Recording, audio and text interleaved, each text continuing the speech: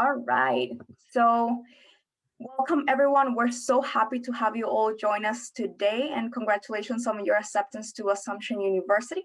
My name is Chanel Cartagena. I'm one of the Associate Directors of Admissions at Assumption. I'm also a very proud double Greyhound. Yes, I graduated from Assumption. Today with us, we have Ted Cito, Associate Dean of Students, who will be leading the presentation, as well as some of our current students. During today's presentation and panel, there are a few features that I want you to be aware of, and hopefully they will be helpful to you. Feel free to raise your hand if you have any technical issues or difficulties, and we're more than happy to help you. We also have our chat available for any of your questions. At the end of the presentation and panel, there's obviously going to be a Q&A portion. So now, without further ado, I introduce you to Ted Cito, Associate Dean of Students. Thank you, Chanel. Good evening, everyone. We're excited to spend some time with you tonight. Hopefully we can answer some of your questions regarding residential life on campus. And I've got some wonderful students with me to help us walk through this process and share all that there is. Chanel, if I could ask you to stop sharing, I'd love to share my screen because we do have a PowerPoint that we'd love to pop up there. Thanks so much. And we'll get going.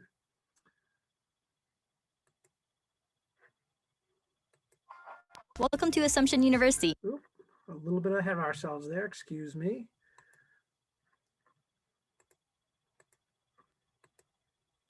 This video will give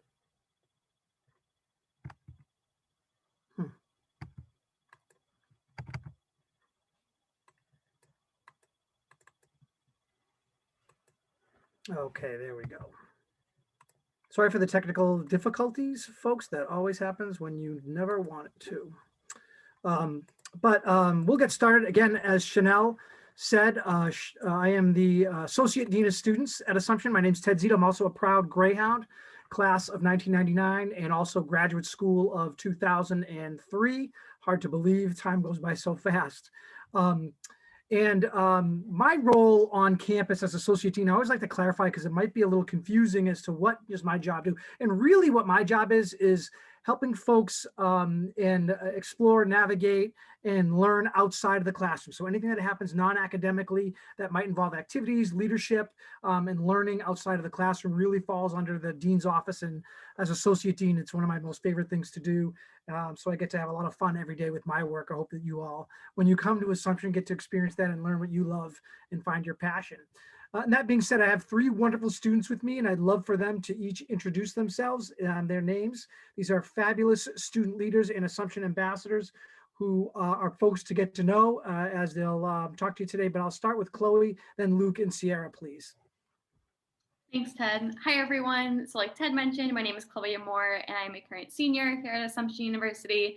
Just a little bit about me before we jump into the presentation. I am originally from Holden, Massachusetts, and I'm a history major with minors in education and community service learning. And I am involved with residence life as well as a head resident assistant of our PSW upperclassmen apartment area. So I'm excited to be here with you tonight.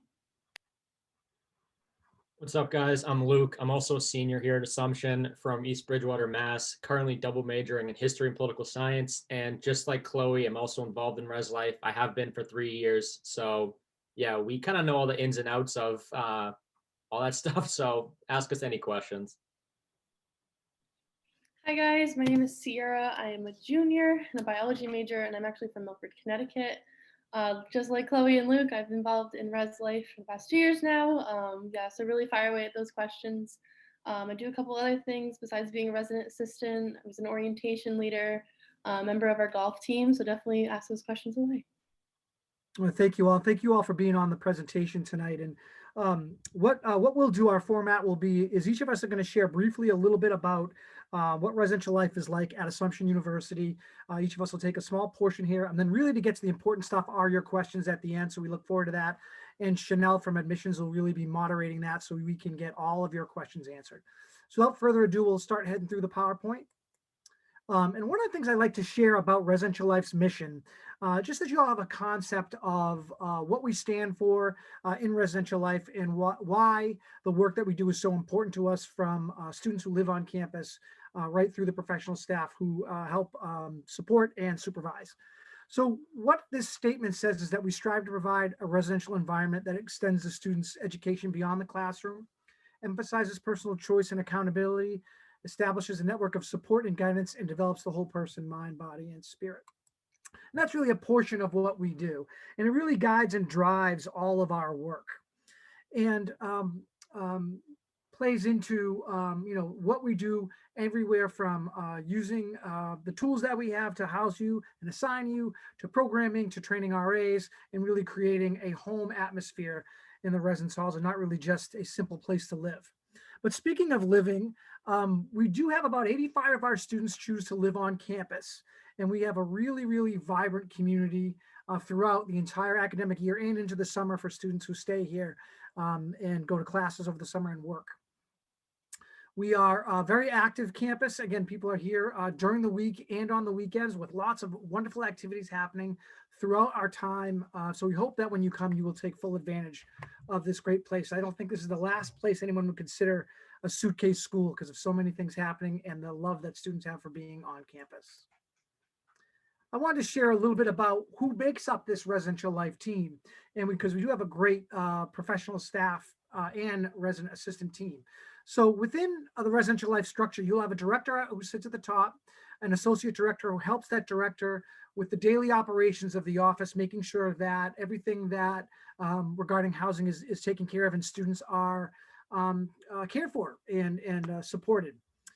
We also have 2 area coordinators, so those and 4 resident directors. And what we like to share with those are full-time professional live-in people who either have master's degrees or are working on their master's degrees and really live in the halls and are the primary people who supervise our resident assistants and really be the major supports, frontline people who you will come to know, you'll come to reach out to and connect with for support, and they can really refer you around for any other support that you need.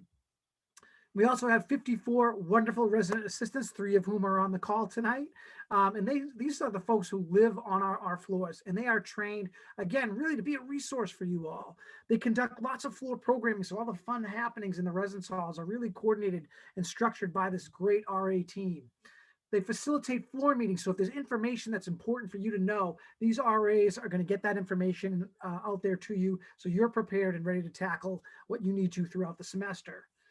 They also establish that code of conduct on the floors. They address any roommate conflicts or issues that potentially might pop up and help folks resolve those. And then they monitor maintenance and other damages that could occur in an area. So you've got a great, large team of professionals and paraprofessional students who are committed to your success, who are right there on the floors at your service tremendously. And that's my push. So I'm going to turn community building over to our great RA team. Yeah, so just talking quickly about community building, obviously that's the environment we try to foster at Assumption, and that's primarily done through our resident assistants. We actually have a picture or 2 pictures of some of our past resident assistants. Really, we're there to be mentors, friends, resources, really however you need us. That's kind of our job, and we kind of have that flexible mold that we're able to kind of fit into. And then if we head over to programming, so that community building and programming kind of go hand in hand. Really, we like to put on what the residents want to see. So you can see we have a picture here from karaoke night, and then kind of an RA building on the bottom, but we'll do a lot of different events. I've put on cookies and conversations where students can just come down and have some cookies and just talk about their day. RAs have done schedule writing or resume building, really working to better you, just some fun events, informational events, and there's normally food, so I definitely highly recommend them. But they're also just really fun ways to get to know your residents, especially in your first year here at Assumption. You can see here that we've put over 300 hall programs per year, so there's definitely a lot of different ways to get involved. If you can't make it to one of them, no worries. There's so many more throughout the semester and throughout the year. And then also we do have 6 large-scale campus-wide programs that happen on Saturdays. We call them our SNLs, or Saturday Night Lives. Those are a lot of fun. We did a disco party last year that my area of campus kind of was a part of. And there are just more ways for you to get involved. All right, so I'm going to talk about RHA and Hall Council. I've actually been involved in both of these clubs for the past 4 years. So yeah, I'll just kind of give you a brief little snippet about that. So Hall Council takes place within each individual dorm. It's just all the members of that dorm And the goal is to just like get out there and meet people in the dorm, especially for the first like month or two of the year. Like you have meetings and you try to put on programs that like will get people out of their rooms, get them interacting with other students. I know my first year we did like a lawn games tournament, and I got to meet some great people, not just in my dorm, but like from my area of campus who like I might not have ever met like otherwise. And then RHA is kind of like the step above Hall Council, where they do programs for like all around campus. They usually do flowers around like around this time of year, and then they also do a duck hunt. So they do a lot of good programs for campus.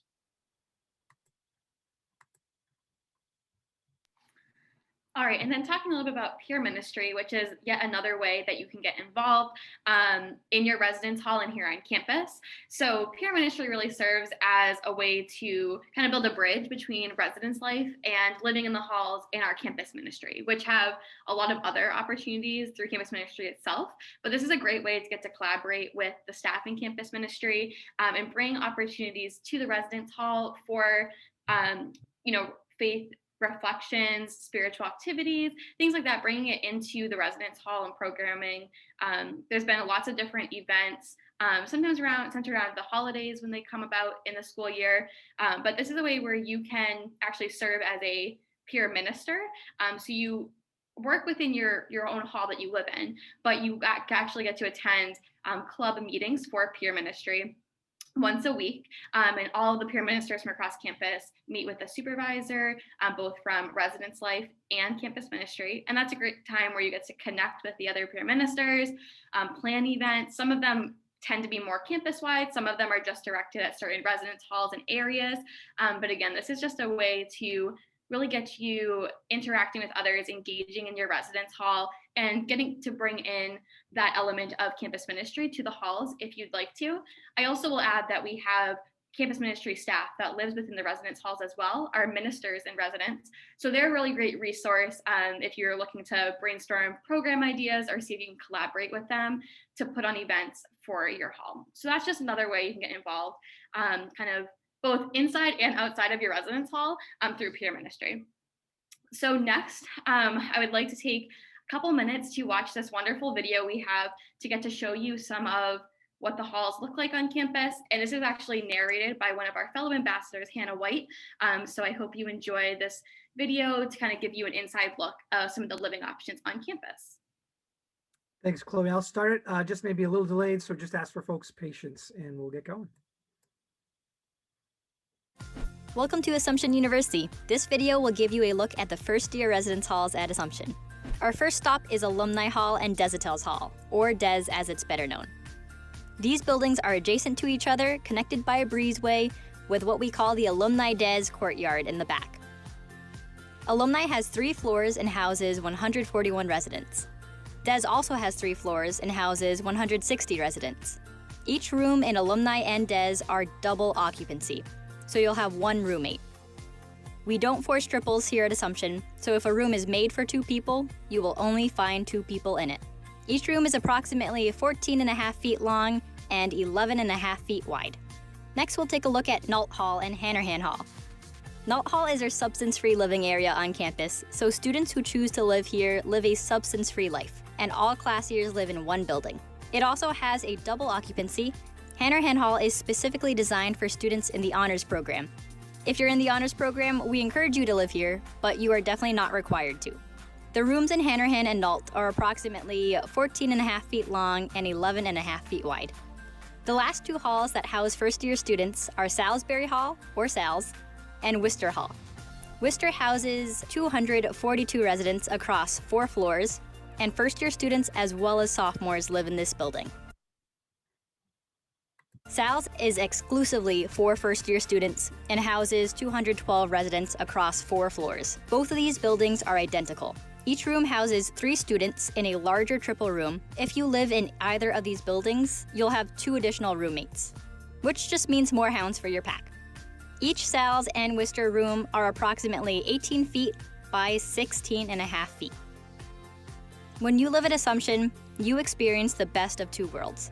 living on a beautiful and lively New England college campus while enjoying the easy access to all the dynamic city of Worcester has to offer. Everything you need is just steps from your door. If you have any questions, feel free to contact the Office of Residential Life.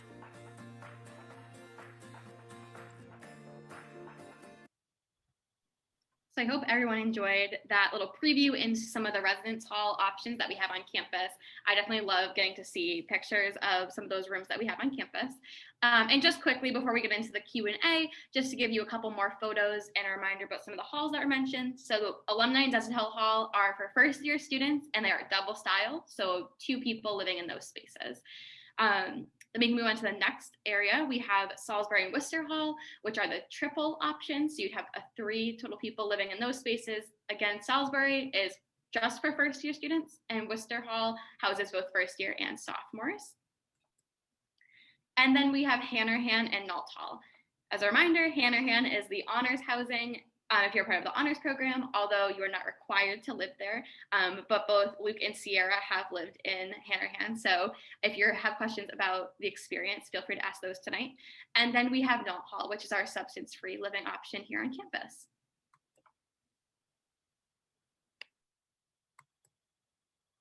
Okay, great. Thank you all very much. I think so now we are come to the part of the presentation where we're hoping for interaction. We want to hear from you. We want to know what your questions are, and these students are ready to go to answer them, I think better than I probably can, but I'm here to support as well. So please feel free to do that, and Chanel will filter those questions to the appropriate folks here, and we'll look forward to hearing from you. Absolutely. So please feel free to use that chat feature for your questions.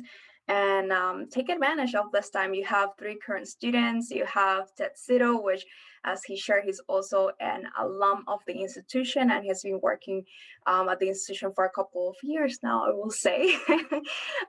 So definitely take advantage of this opportunity and ask all the questions that you have about living at Assumption.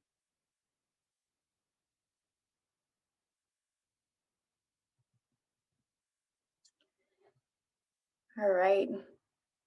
We have a couple of questions coming in. I love that I recognize some of your names, obviously because I read some of your applications.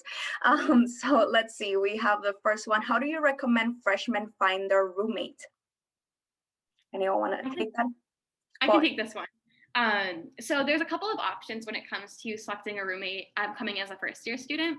So you have 2 options primarily. One of them is either to select a roommate ahead of time. So maybe this is someone that you know from high school that you want to live with in college, or maybe someone that you've connected with at an admissions event, or even through our Houndbound Facebook group.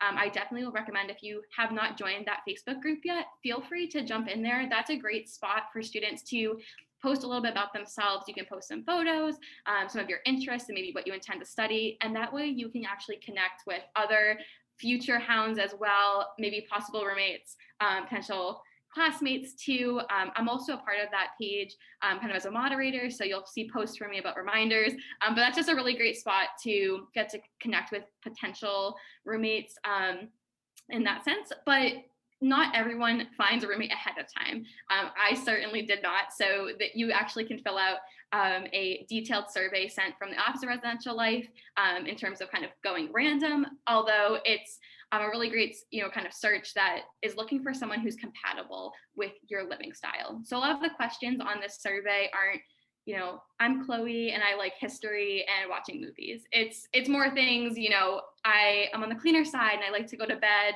a little bit later. Some of those kind of living habits and, kind of those living style that you have. So that way Residence Life can match you with another student who you'd be compatible with living in the same space. And I trust that system, trust that process, because I had a really great experience my first year. So those are the main options, either requesting someone ahead of time or going random, if you will. But then for the following years, going to sophomore year and upperclassmen years, you can request your, form a group of other students that you'd like to live with. Thank you, Chloe. All right, we have a lot of questions. I like it. I like this. How has socializing changed this year because of COVID? I can take this one. I think that primarily, at least in the fall, we moved a lot of programs, a lot of activities went outside. which was really nice. Obviously, we're practicing social distancing, wearing masks, following all that protocol. But we were lucky enough to have some nice weather. We were able to do some long games, tournaments. It has looked a little bit different. We are still able to interact with people in our individual building or on our individual floor.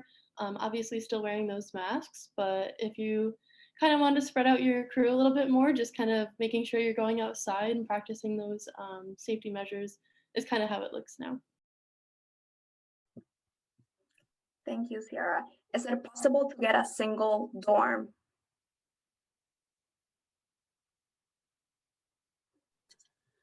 Sure, I can answer that question.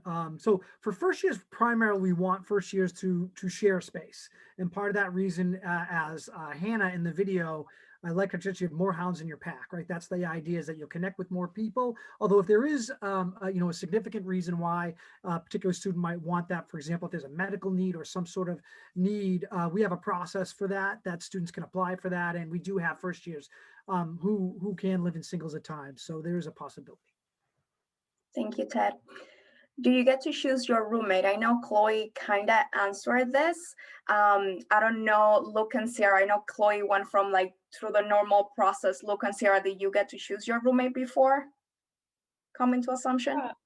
My roommate was actually from my high school, and her and I were kind of debating whether we wanted to live together or whether we both wanted to go random. But we actually decided that we wanted to live in the honors dorm together in Hanrahan Hall. And then we ultimately decided, why not do it together? So it was nice to know someone coming in, but we also were able to find our own group of people, which I think was something that I was a little nervous about, was kind of being stuck to one person. But you definitely have a lot of opportunity to kind of grow out of your bubble. Yeah, I went completely random. I didn't know anyone coming into Assumption, so I knew I kind of had to branch out of my comfort zone, because I was a little quieter in high school. So when I got here, I was like, you know what? I'm gonna try to just talk to as many people as possible. So I went random and ended up working out for me. So here I am. Nice. I have to say, I went random too. A long time ago now, but looks like Ted did too. But obviously, you have someone that yes, there is that opportunity. You can definitely choose your roommate. Is there a fee for laundry? I know all of you can answer this question.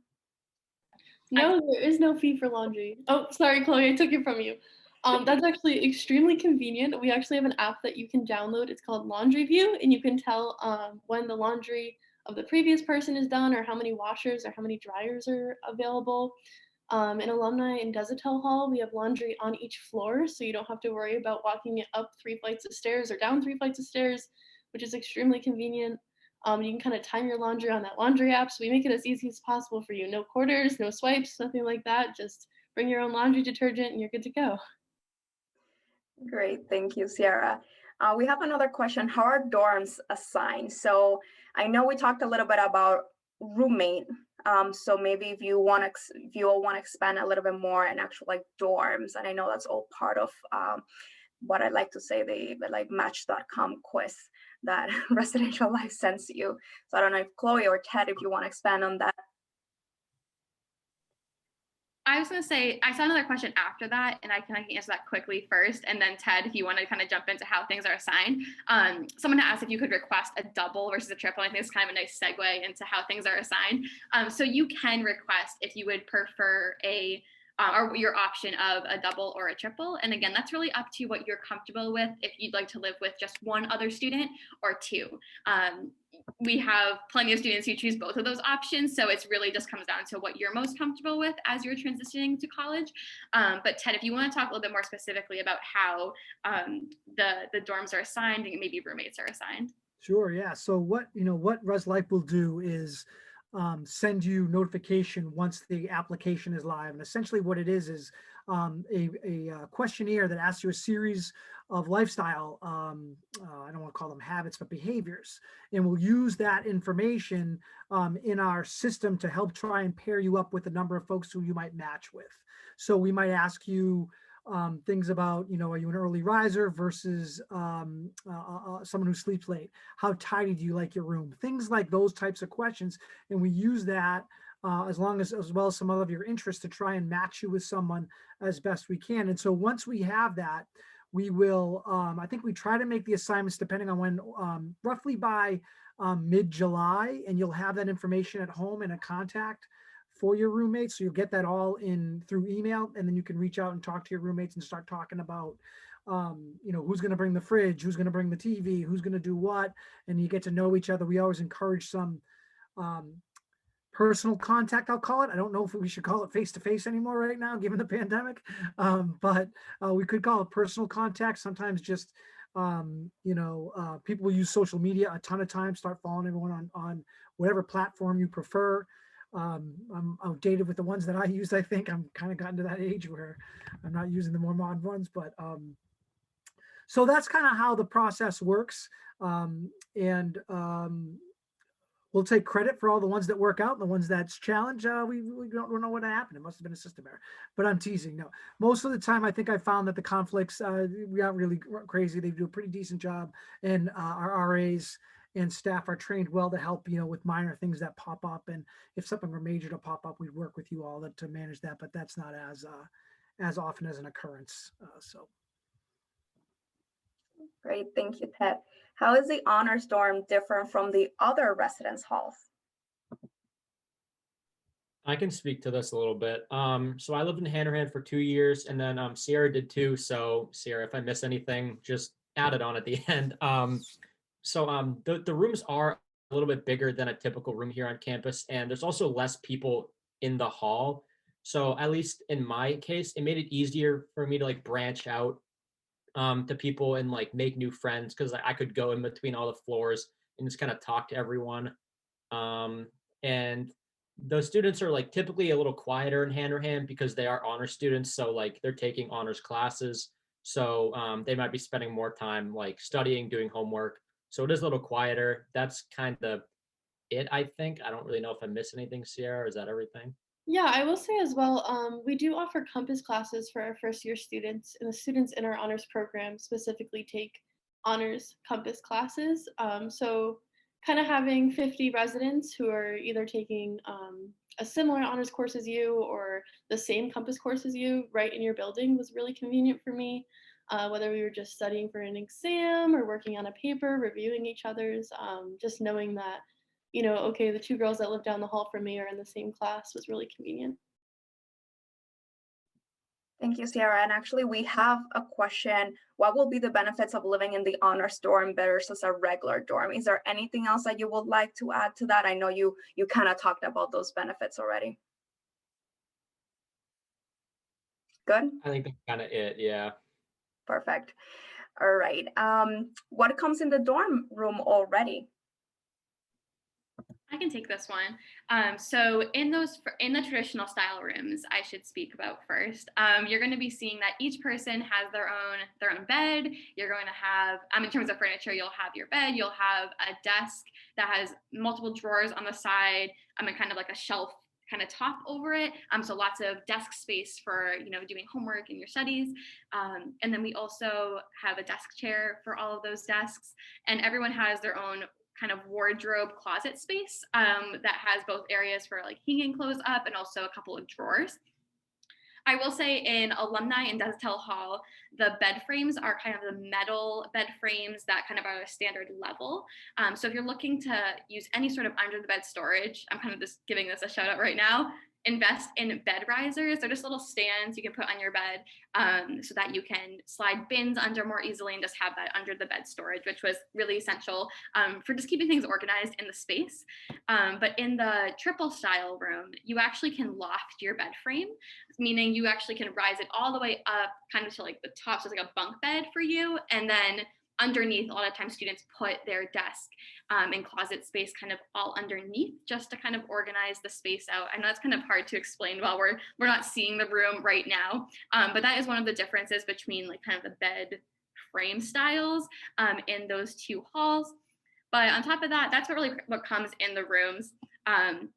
But you're more than welcome to bring different appliances like TVs, mini fridge, microwaves. Those are all allowed in the residence halls. I will say no air conditioners, but you can bring portable fans, and you always can pop your windows open too. I know people sometimes wonder about that. But that's kind of just a general overview of what's found in the traditional style halls for your first year. Great, thank you, Chloe. Are members of the same sports team placed together, or does that need to be requested? Yeah, so kind of going back to just kind of how you can pick a roommate. So it's really up to you.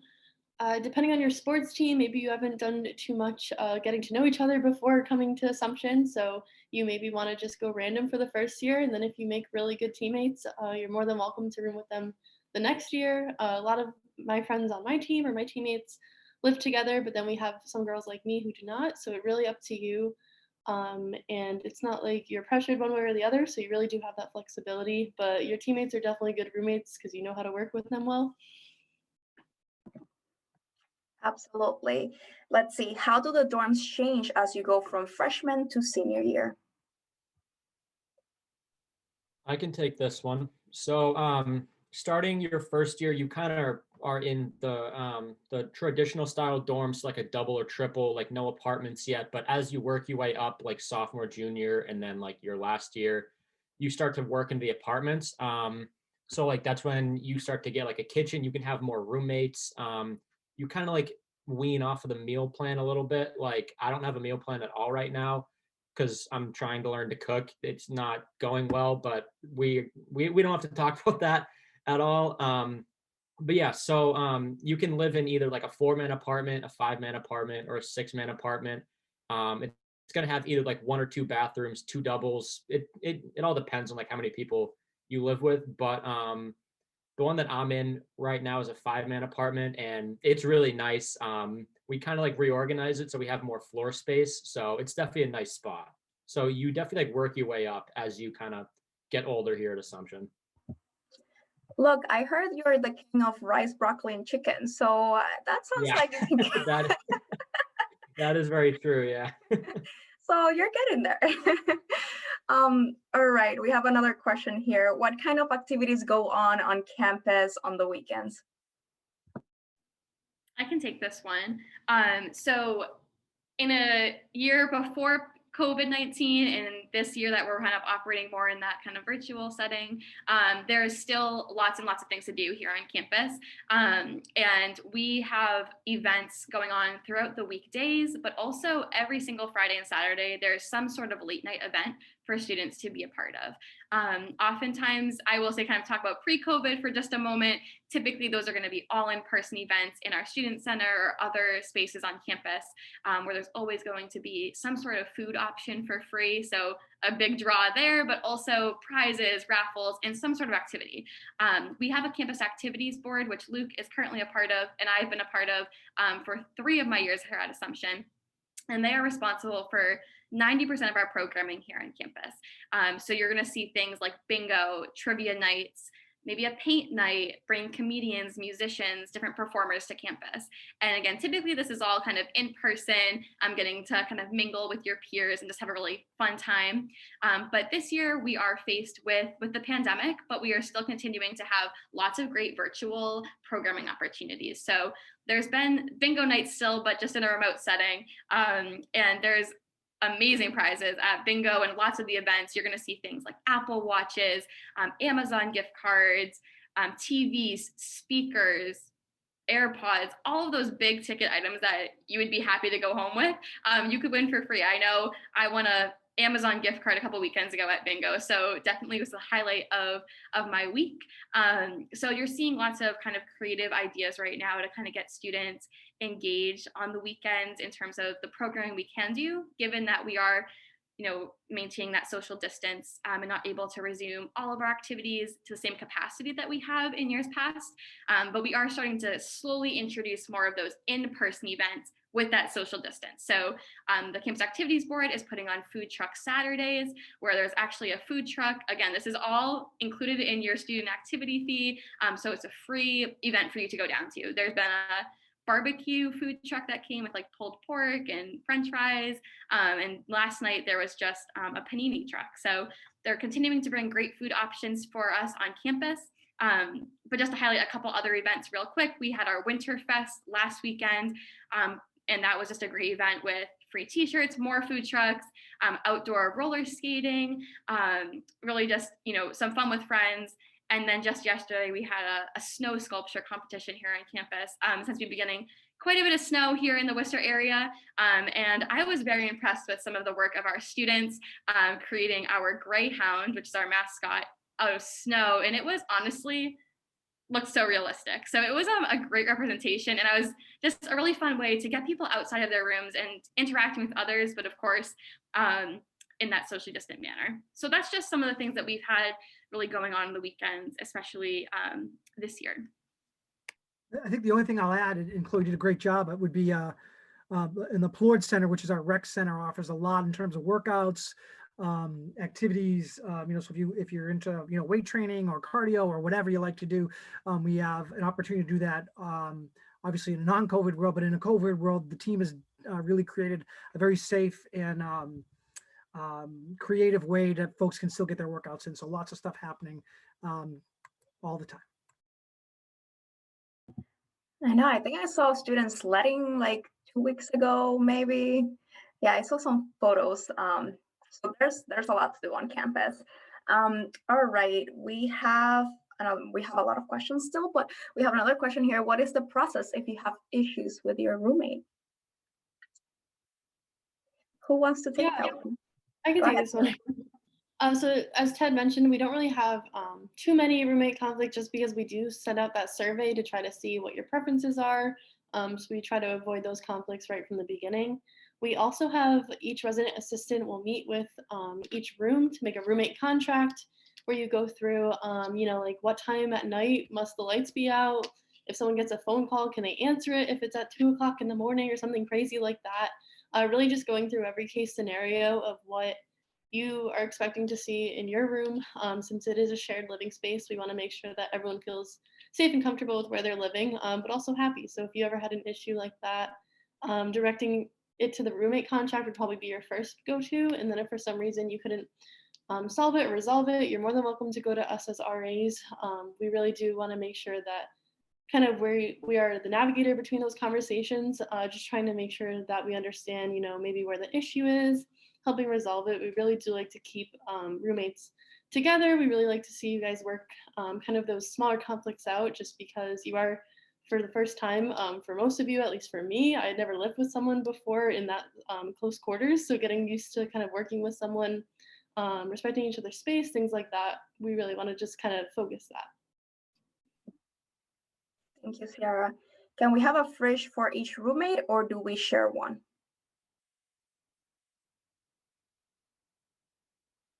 Who wants to take this one?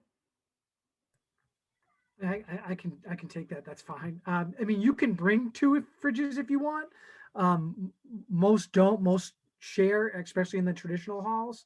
What we always find are those, always seeing parents kind of bringing 2 or 3 fridges up and then 2 coming down. So it's good to talk to your roommate about that. I'd recommend one because the spaces, although I'll say that the doubles and the triple rooms have a lot of nice space, it's nice to maximize that space. So if you were to ask my opinion, I'd say only bring 1. But students, you may disagree with me. I don't know. But yeah, I mean, if you only have like 1 roommate, you're only going to need 1 fridge. I mean, I have like 3 roommates now, so I have 2, but that's just because there's 4 of us. So yeah, it just depends on the amount of roommates you have.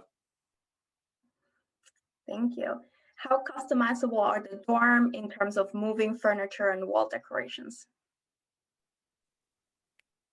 Okay, I'll go ahead. I think Chloe kind of touched on this earlier, but you kind of have like free reign with like what you want to do with the room. You can bunk the beds if you want to. You can like reorganize it, like put the bed in like a different corner, whatever. As long as it's not like a fire hazard or like you cause damage to the room. And you can put stuff on the walls. You just aren't allowed to like nail it into the wall, which like is kind of common sense. You have to use like tape or like some of the like adhesive stuff. I don't really know, but yeah, just put up like anything you want on the wall as long as it like adheres to campus policy. It doesn't like have to do with like drinking or anything like that. It's nothing like inappropriate. And you can bunk the beds, like reorganize the couches in an apartment, make more floor space. You can basically do like anything as long as it's not damaging or a fire hazard. So yeah. I will add too quickly that you can rearrange, absolutely, but just all of the furniture does need to stay in your room. So you might want to maximize the space by saying, oh, we don't need this desk or a desk chair or whatever it may be. But trust me, as resident assistants, we've seen students try to put it in the hallway and just pretend it's not theirs. But all of your furniture does have to stay in your room or your apartment. But you definitely can get creative with how you set it up. You also aren't allowed to take stuff from the common room. I know students have done that where they've taken like chairs, but I mean, if you bring in your own like personal like futon, that's fine. Just don't take stuff from the common room. So I have to say a fun fact, I was also a former resident assistant, so I'm laughing because I feel like all of this is bringing back memories. And I will say for the triple option, I know that the video that you all watched, you saw probably like 2 bunk beds. All the beds, like there's enough room for you to unbunk the 3 beds. I live in Salisbury Hall both my first year and sophomore year, so there's plenty of room. So again, like just get creative. I know my roommates and I used to rearrange our rooms at least like 2 or 3 times, like during the academic year, just because we were bored and we wanted to try something new. Let's see, is there transportation provided to go into the cities, Boston, Worcester? I can take this one as well.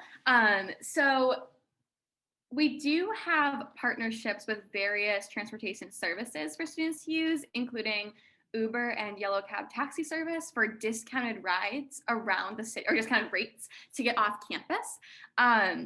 Quickly, I'll mention that first year students typically do not have their cars on campus, although as soon as your sophomore year and beyond, you're more than welcome to purchase a parking permit and have your car on campus to get off campus into the local area. But if you're looking to get out into Worcester, whether that's the grocery store or somewhere to eat, you can use those services, the Uber discount and also the Yellow Cab taxi service discount to have a more affordable ride around the city.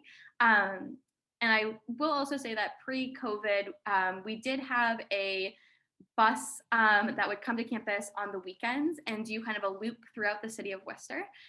So this was a free service that ran each weekend where we pick up students out at our Plourde bus stop outside of the Recreation Center, pick students up there, head over to WPI's campus to pick up other college students, and then we'd head to Union Station, which is the train station here in Worcester. So that's a spot that if you're looking to get to Boston, anywhere else kind of across New England or as far as New York, you can certainly hop on a train or other buses from Union Station. So that's another opportunity to kind of explore Massachusetts a little more or the New England area. And then the last stop on that bus route is to Blackstone Valley Shopping Center in Millbury, Massachusetts. And if you're not familiar, that's just a large shopping center with a variety of dining options, places to shop like American Eagle, Barnes & Noble. There's also a Target there. So that was a really great service that if you want to just pick up some essentials at Target or maybe just have some fun with friends, there's also a movie theater. So lots to do over at that plaza.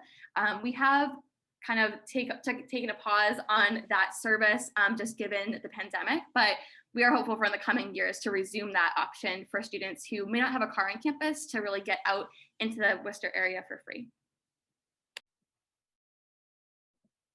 Thank you, Chloe. So I know the next question we kind of answered before, but I want to make sure that we answer it again because we've had some students log in recently. So we have one student say, do more people go random or find a roommate ahead of time? I know some schools have a larger population of students who choose random, and it's the custom at Assumption is one option more popular than the other. I'm not sure exactly like what the statistic is on it, but I think that it would probably be closer to more people going in random, filling out that survey, looking for a new environment. At least in this panel alone, 4 out of 5 of us went random, and I guess I'm the only one that came in beforehand with someone that I knew. But like I said, you have total flexibility on that, especially as Chloe mentioned with Houndbound. Getting to know people on that Facebook group. That's where you get really a lot of friends, kind of first friends at Assumption. You might make a Snapchat group with them, really just get to know them. So like I said, you have that flexibility. I think there's Right. also in our system, there's an opportunity to enter into when you fill like a profile about yourself and list characteristics for almost like a roommate matcher, if you will. I think one of the things that I've always heard is I don't want anyone to feel like you have to do it one way, or if you don't have a roommate, you're not like something's not off. That's not the case at all. We have a lot of folks who go in randomly, a lot of folks who you just don't have a chance to connect with to come in with a roommate. So please know, it's very feel comfortable to go in randomly, or if you know someone, that's okay too. We offer both. Sometimes people meet at open houses, or like I think Sarah, you had said a Houndbound, and there's connections on that Facebook group, and they say, you know what, we're just going to give it a go, and great, we're happy to accommodate that too. I also just want to add to kind of going off of like the Houndbound Facebook page for the class for your class is you're going to see people are posting in there, but don't feel pressure to have to necessarily connect with a roommate in there. I know sometimes it's like you might see people commenting on each other's posts like, oh, like we're roommates now. And you kind of just want to be, if you're looking to like kind of find that person you want to live with, things might work out that way. But I think what's even more important about kind of just posting about yourself and connecting with your peers is just like Sierra said, to start to form those connections with future classmates or people you might be living in, down the hall from. So don't feel pressure to have to try to find someone necessarily ahead of time. But if the opportunity, arises, certainly take advantage of it. But just getting to introduce yourself to others, even in social media, is just a really great way to connect with people before you even get here. I know for me, I saw a lot of people posting who I actually lived on the same floor with. So when I got here, not that I knew them per se, but I already was more familiar with who they were, and it made the connections a little bit more natural. So take advantage of those opportunities to connect. Thank you, Chloe. Okay, we have a couple more questions. What is like living on campus versus being a commuter?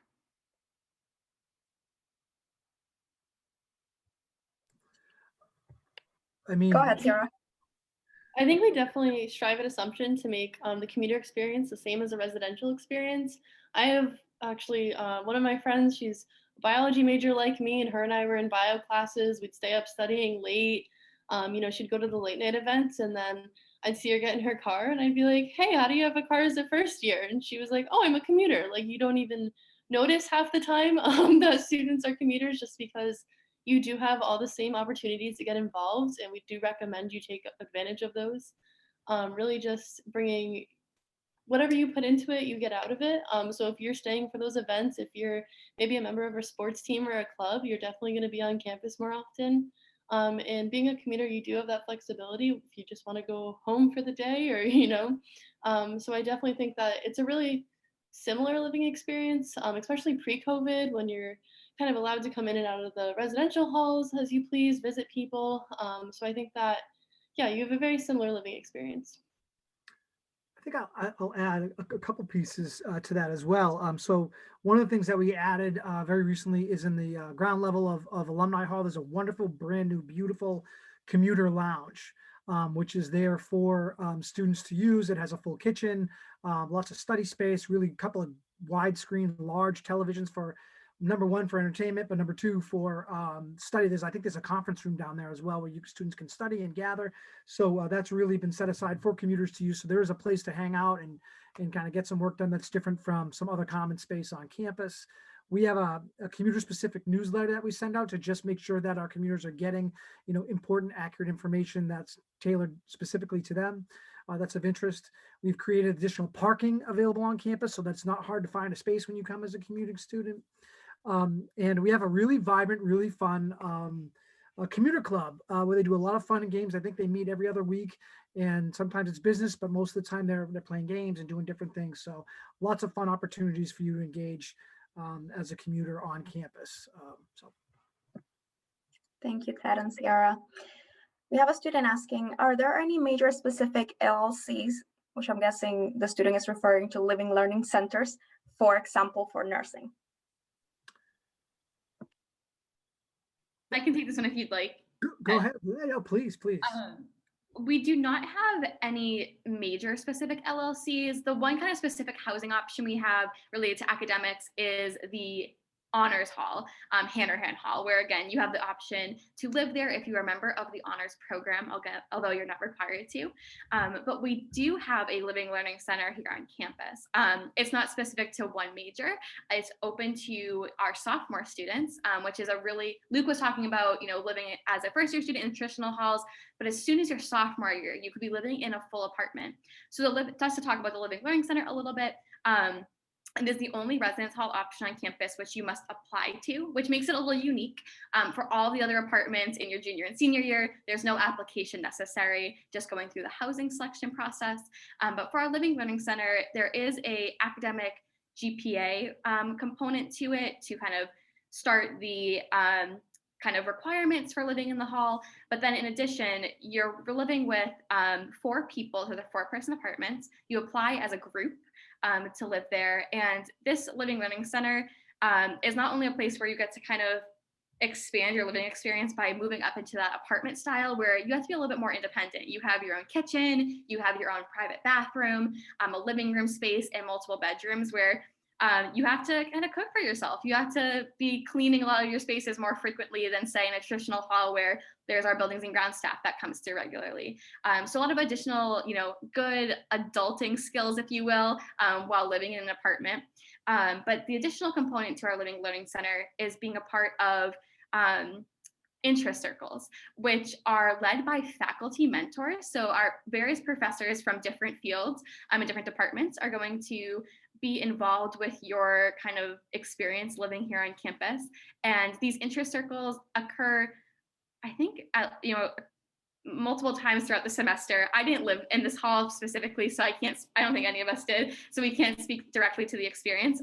But the interest circle is meant for you to be able to connect with other residents who live within the Living Learning Center and a professor on a specific topic. So I know one of them that's very popular, and you get to put your preferences in for these interest circles.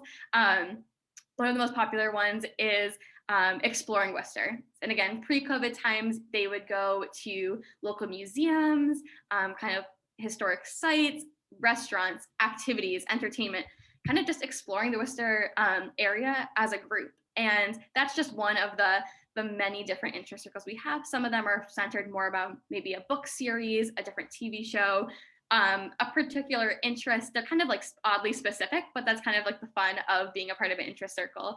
And this is just a great way, again, to connect with others who live in the hall, because you will find that once you have an apartment, everything you really need is kind of behind your door. So we really want students to continue to have that community feel within the hall and get to know their neighbors and people who live within the hall besides their direct roommates. Because coming from a first year hall, there's lots of shared spaces. There's common rooms, you're walking through the halls to get to the restrooms. So it's kind of just a drastic change when you go from living in traditional halls into that apartment. So that's kind of the experience that we hope students get out of living in the Living Learning Center. Hope I answered your question. Thank you. All right, let's see. We have another question here. Will students be able to live on campus this fall? Ted, I don't know if you want to take that. Yes, yeah, we are planning on having students, and we're hopeful that we'll have a number of students on campus. We're preparing that way, and I think that we'll see a pretty vibrant, active community. Obviously, virus dictates a lot of that, but things are pointing in the right directions, and vaccinations are becoming more available. And so we're very optimistic that we have a residential program now, and we will continue to have them. We think it's going to expand and be even better, or larger, I should say, than what's currently on campus. So yeah, look forward to that. Thank you, Ted. And we actually have another question, which I know you kind of touched upon earlier, but maybe you can expand on what criteria do you use from the survey in assigning roommates? Some colleges use taste in music, for example. So there's all sorts of different criteria, and without that, unfortunately, I don't have that application right in front of me. But we ask a lot of lifestyle behavior questions.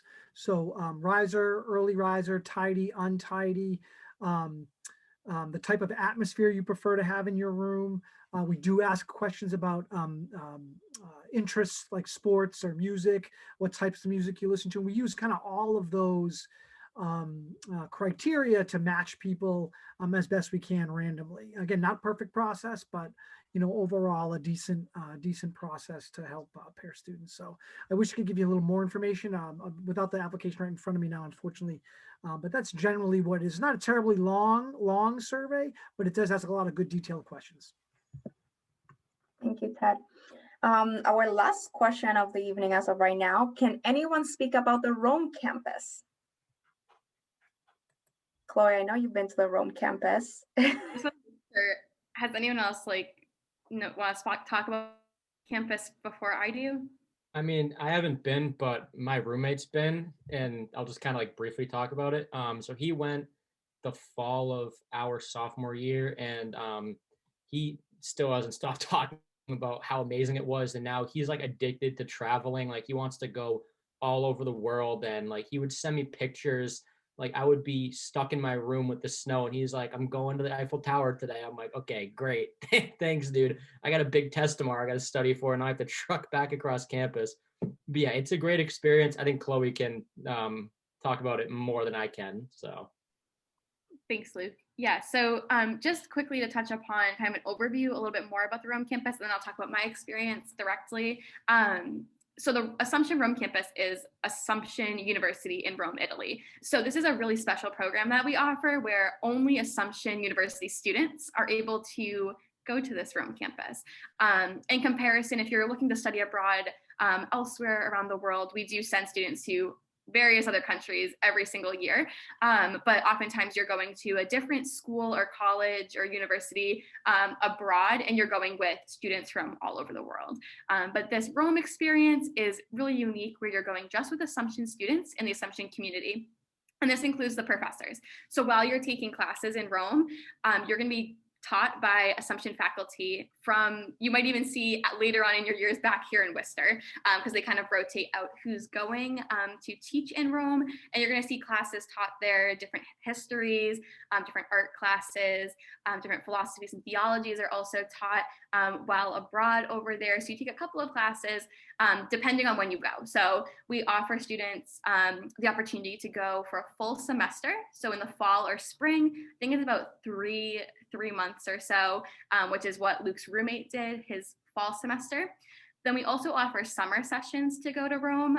So it's a little bit of a brief trip where you're only there for about a month, but still plenty of time to explore the city. And the best part about studying in Rome is you're not just taking these classes I'm talking about, but you're getting to go out into the city of Rome and go to museums, historic sites, all of the the places to be. And when you're abroad as well, you get to go on different excursions to surrounding countries throughout Europe. So that's just another kind of bonus of being abroad.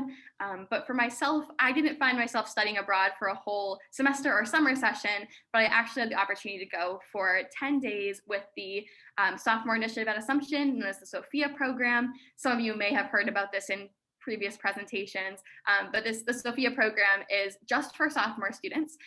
You apply for it at the, I think it's around like the halfway through your first year, and it's about 20 to 25 sophomore students who are in a year-long program together. We take a class in the fall. It's really focused on reflecting and kind of figuring out what your vocation is, your calling, kind of life's purpose, some of those big questions. But this comes at a perfect time in your college experience because at Assumption, you have to declare your major by the end of your sophomore year. So there's lots of great reflection and different retreats and activities through the Sophia program that help you kind of discern what you'd like to do during your time at Assumption, also beyond. And really, truly the best part about it is the kind of capstone moment in May with a 10-day trip to the Rome campus. And that trip was led by the president of our university, President Cesareo, who is from Italy, has done this trip numerous times, and it was just incredible to be able to tour the city with someone who knows it inside and out. There was not a single map pulled up, no GPS. We were just walking the city for 10 days straight, and I saw more than I could have ever imagined. So especially as a history major, it was incredible to be able to see those museums, the art, all of the architecture, the whole experience of being in Rome was incredible. So I really enjoyed the Sophia program because it kind of gave me that opportunity to start traveling. I had not been out of the country prior to that, so it was just really great to kind of get my feet wet with going abroad. But I know for many students who are part of the Sophia program, they go on that trip and then realize, I want to go back to Rome for a full semester, or maybe they realize I want to explore another part of Italy or somewhere else in the world. So it's kind of a nice stepping stones too, if you're not sure if, you know, studying abroad for maybe a whole month or a whole semester is the best fit for you. So definitely recommend the Sophia program to all of you. And that's really just the Rome experience. Thank you, Chloe. We have one last question. Can you go to Rome as a nursing major? Anyone? Do you want to, Chloe? Okay. You can go to Rome as any major. Really, the most important thing is to kind of plan that out ahead of time. So you do get an advisor with whatever major you're in, nursing, for me, biology, poli-sci, whatever major you choose, you'll get an advisor. And my recommendation, if you're even thinking about studying abroad, is to start off your first meeting with your advisor by saying that. That way you can really plan out, you know, maybe you want to take some core classes when you're abroad, or you know that Rome is offering an art history course. Maybe you want to wait to take an art history course until you're actually in Rome, which is a really cool opportunity. So really want to make sure that you work with that advisor. And then if for some reason your schedule, maybe it's too busy or you didn't have time to plan it out ahead of time, you can always go during the summer too and take, you know, a course or so. Yeah, and I will add that exactly what Sarah said at the end, that you can always go during the summer if you really will prefer to stay on campus during the academic year. And that's true for our Rome campus, but also if you're interested in studying abroad in another country as well. So there's definitely different opportunities for you to explore the world. I think that's it for this evening, unless anyone else has any other questions.